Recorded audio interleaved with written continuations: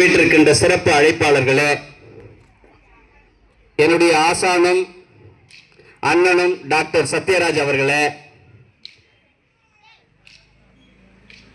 என் அன்பிற்கினிய மாணவ மாணவிகளே, திரளாக குழுமி இருக்கின்ற தமிழ் சொந்தங்களே, உங்கள் அனைவருக்கும் என்னுடைய முதற்கண் வணக்கத்தை உரித்தாக்குகின்றேன். இந்த நிகழ்ச்சியின் ஊடாக உங்களை எல்லாம் சந்திப்பதில் மற்றற்ற மகிழ்ச்சி அடைகின்றேன்.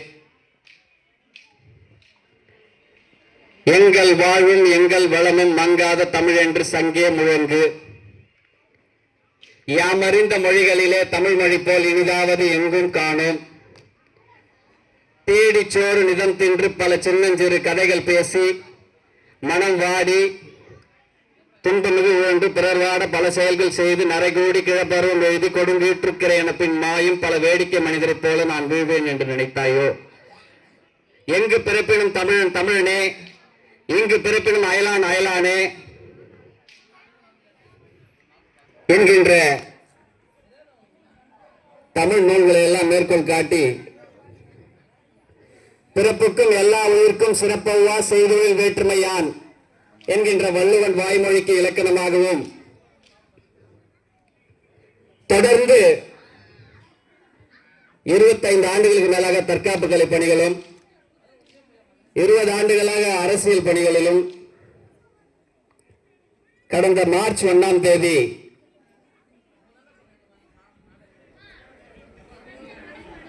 சர்வதேச தமிழ் பண்பாட்டு பல்கலைக்கழகத்தால் மதிப்புறு முனைவர் பட்டம் நான் பெற்றேன். அதே நாளில் மார்ச் 1ஆம் தேதி நம்முடைய புத்தர் தற்காப்பு கலை மையத்தில் இருந்து 21 மாணவர்கள் திருப்பூர் அடுத்த காலவாக்கத்தில் நடைபெற்ற சிலம்ப போட்டியில் பங்கேற்று அந்த 21 பேருமே வெற்றி கோப்பையை குவித்து இந்த இடத்திலே என்று வைத்திருக்கிறார்கள். இதற்கு முன் 3 முறை இந்த டாக்டர் பட்டம் நமக்கு தேடி வந்தது. ஆனால் அதை ஏற்றுக்கொள்ள நான் விரும்பவில்லை. ஏனென்று சொன்னால், அவங்க எல்லாருமே வந்து பேசணும் பார்த்தீங்கன்னா, சார் இவ்வளோ தொகை கொடுங்க சார், உங்களுக்கு டாக்டர் பட்டம் கொடுத்துறேன் சார் அப்படின்ற மாதிரி சொன்னாங்க. நான் சொன்னேன், எனக்கு தகுதியும் திறமையும் இருந்தா, அந்த வாய்ப்பு இருந்தா நீங்க கொடுங்க, இல்லைன்னா அப்படியேப்பட்ட பட்டமே தேவையில்லை. கிட்டத்தட்ட வந்து பாத்தீங்கன்னா, எங்க அண்ணன் இருக்காருங்க மாஸ்டர், எங்க அண்ணனும் மாஸ்டர் இருக்காரு. பல போட்டிகளில் நான் பங்கேற்றிருக்கேன். 200க்கும் மேற்பட்ட விருதுகளை வாங்கியிருக்கேன். சாம்பியனாக இருக்கிறேன். குங்ஃபு, சிலம்பம், ஜிம்னாஸ்டிக்ஸ், யோகா, வளரி ஆகிய பயிற்சிகளை தொடர்ந்து பயிற்றுவித்துட்டு வரேன். இந்த வட மாவட்டத்தில் இருக்கக்கூடிய காஞ்சிபுரம், திருவள்ளூர், செங்கல்பட்டு, சென்னை ஆகிய மாவட்டங்கள்லாம் வந்து பாத்தீங்கன்னா தனி பெயர் பலகையே இருந்தது. நம்முடைய மையத்திற்கு ஒரு நேரத்தில் 50க்கும் மேற்பட்ட பெயர் பலகையை போய் திறந்திருக்கிற அளவு இருக்கும். வட மாவட்டம் இல்லாம தென் மாவட்டத்திற்கும் நம்முடைய தற்காப்பு கலையை தேனி ஆகிய பகுதிகளெல்லாம் போய் பெயர் பலகை திறந்து அங்க இருக்கிற மாணவர்களுக்கு திறனறிவு சோதனை நடத்தி பல தற்காப்பு கலை கலைஞர்களை உருவாக்கி இருக்கின்றேன். மாமல்லபுரம் மேற்கு ராஜ வீதியில் நம்முடைய தற்காப்பு கலை மையம் முதலில் செயல்பட்டு வந்தது. தற்போது அந்த இடம் விற்கப்பட்ட காரணத்தினால் நம்முடைய இந்த மையத்திற்கு 1 வருடத்திற்கு முன் சரியாக வந்தோம். இங்கு வந்து 1 வருட காலமாகவே மொத்தம் 6 மேட்ச் போயிருக்கிறோம். 6 மேட்ச்ல வந்து பாத்தீங்கன்னா எல்லா மேட்ச்லயுமே ஒரு மேட்ச்ல கூட பசங்க தோல்வி என்றது தழுவவே இல்லை. எல்லாம் தொடர் வெற்றி தான். நம்முடைய மாணவர்கள் பங்கேற்ற அனைத்து போட்டிகளிலுமே மாபெரும் வெற்றியை குவித்து நம்முடைய மல்லை மண்ணிற்கு மிகப்பெரிய ஒரு பெருமையை தேடி தந்திருக்கிறார்கள். இப்ப நீங்க பார்த்திருக்கலாம் நிறைய பேருங்க. மத்தியானம் 1 மணிக்கு நான் இங்க வந்த நிகழ்ச்சிக்கு 1 மணிலிருந்து அனைத்து கட்சி பிரமுகர்களும், அனைத்து கட்சி தலைவர்களும், அனைத்து தொழிலதிபர்களும், பத்திரிகை நண்பர்களும், ஊடகத்துறையை சார்ந்தவர்களும் எல்லாம் வந்து என்ன வாழ்த்துனாங்க. இதை நான் எதுக்காக இங்க சொல்றேன்னா, சுய விளம்பரத்திற்காக அல்ல. நான் எங்கெங்கயோ பயணம் பண்ணிருக்கேன், டிராவல் பண்ணிருக்கேன், நிறைய மனிதர்களை சந்திச்சிருக்கேன். நான் பார்த்த ஒரே விஷயம் என்னன்னா, தேசத்திலே இந்த மண்ணு மாதிரி ஒரு மண் எங்கேயுமே கிடையவே கிடையாது. நீங்க ஒண்ணும் இல்ல, மாமல்லபுரத்தை விட்டு பூஞ்சேரி அதை தாண்டிட்டுமே ஒரு லீடர் இன்னொரு லீடர் கிட்ட பேச மாட்டாங்க, முகத்தை பார்த்தா திருப்பி போயினே இருப்பாங்க. நான் சொல்றது நீங்க ஆய்வு ஒண்ணா பண்ணி பாருங்க, தேசத்துல எங்க வேணா தேடி பாருங்க, மாமல்லபுரம் மாதிரி ஒரு மண் கிடையவே கிடையாது. ஒரு நேரத்துல வந்து பாத்தீங்கன்னா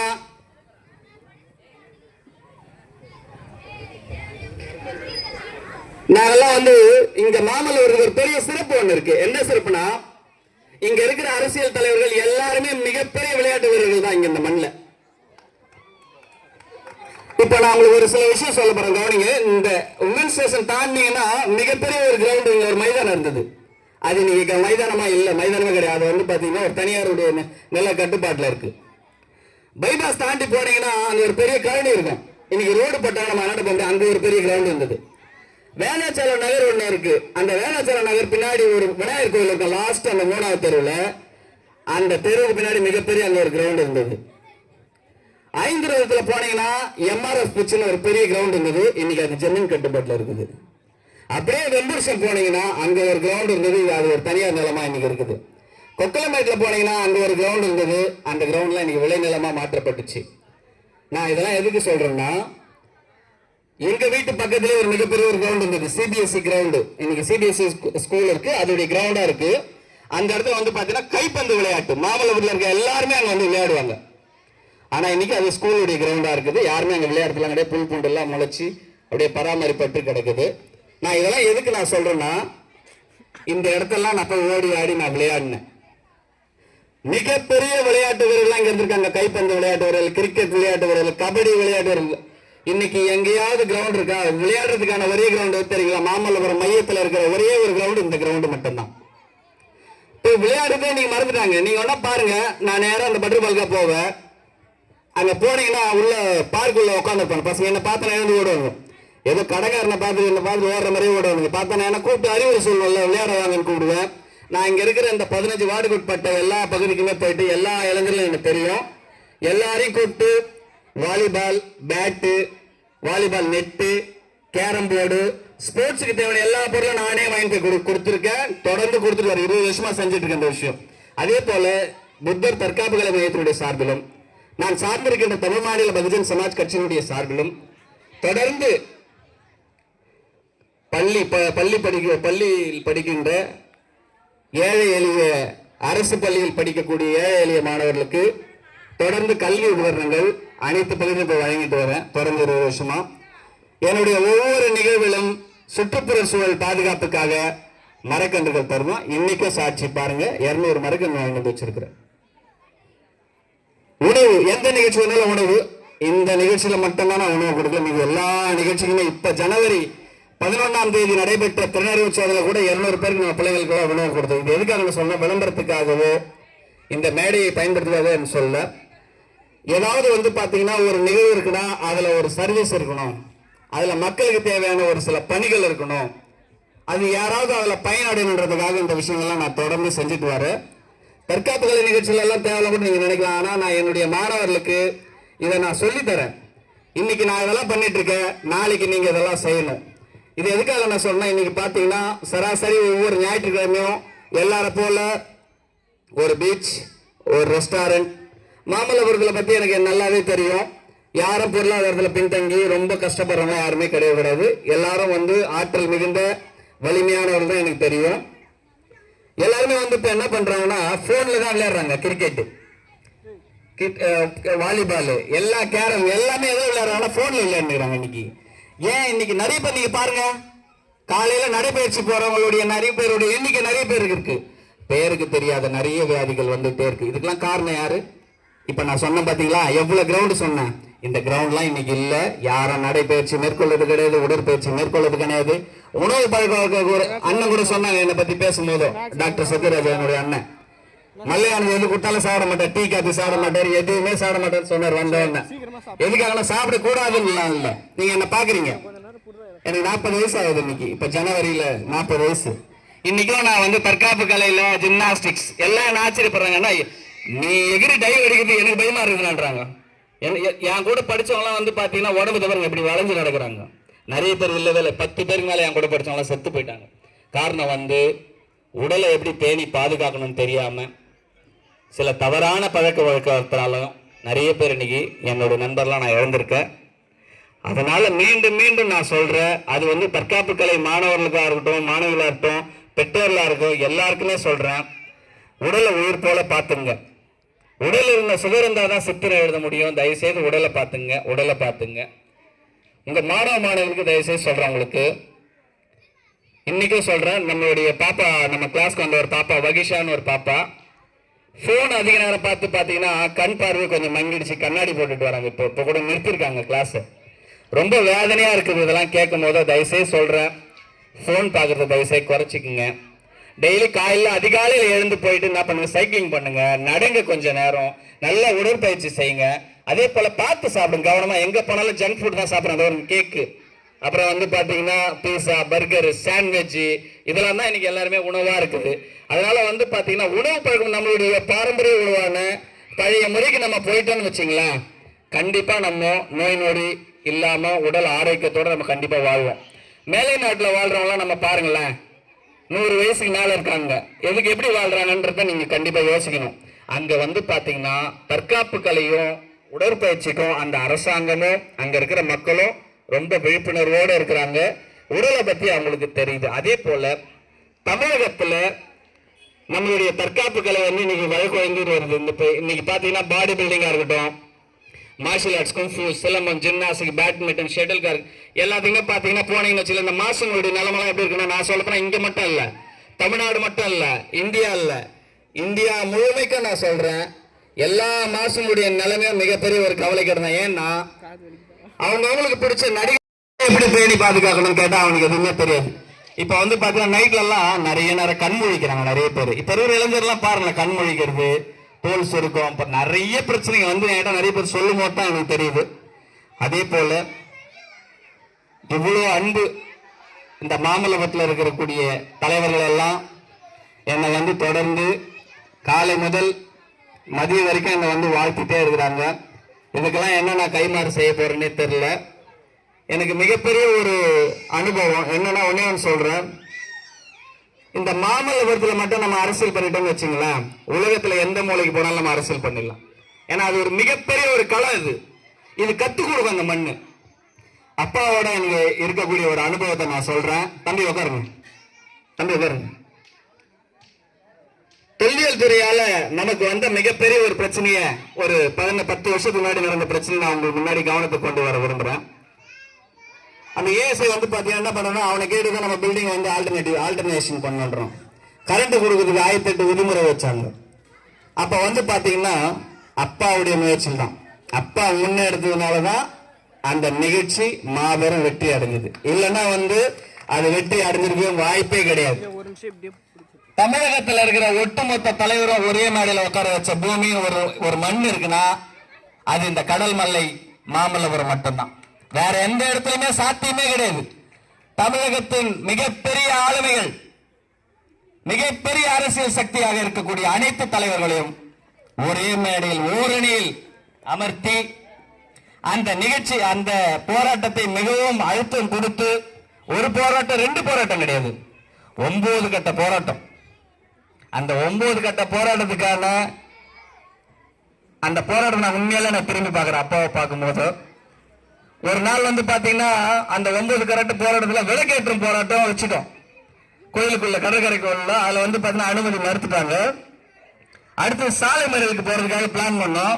எங்களை எல்லாரையும் வந்து டிஆர்எம் சத்தத்துக்குள்ள எடுத்து போயிட்டு அடிச்சுட்டாங்க.